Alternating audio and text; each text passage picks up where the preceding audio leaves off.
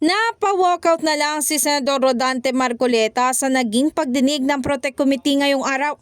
Ito'y kasunod nga ng pagkadismaya niya sa naging sagot ng Department of Energy. Makikita niyo ba kung magkano binili? Did you check that?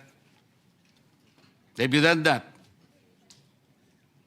Not in that Paano mo sasabihin ngayon? Katungkulan nyo ngayon eh. If you are screening, if you are monitoring, okay, sabihin na natin replacement cost. Ali kayo mga kaibigan. Pwede nyo bandalin yung inyong mga ICPO. Tingnan natin kung saan nyo binili. Binili natin kay ganito. Ito po yung presyo. Ganito. At least chinek natin. Now I am asking you, nag-check, sabi nyo hindi. So ano yung monitoring?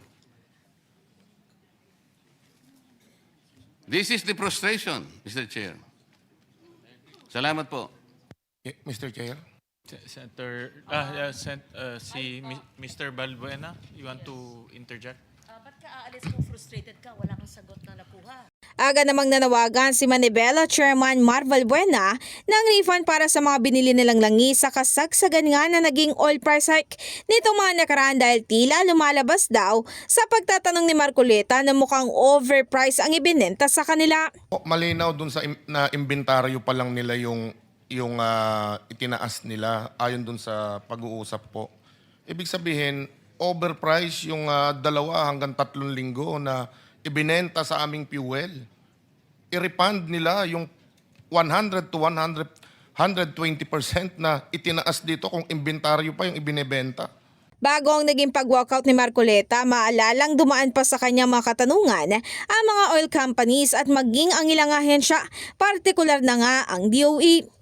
After 2 weeks, nandun pa yung inventaryo. Yes. Okay. Pero after 2 weeks, 110 na nga ang ginamit eh. So inventaryo pa rin ang ginamit. How did you justify that? because Mr. Chair, yung binenta kasi na yun will have to be replaced right after next week. So kinolekta ho yung amount. So ang nangyari, ang nag-finance ang taong bayan. Hindi, sabihin mo, hindi yung...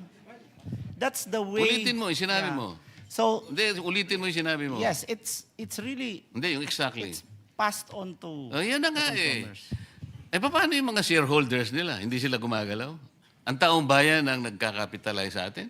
Maalala sa naging presentasyon ng senador, sinabi niya na base sa consumption ng diesel at maging gasolina bawat buwan, posibleng nasa 3 bilyong piso ang gross profits kada araw ng mga oil companies nitong nagsimula ang araw ang pagsirit ng presyo ng langis.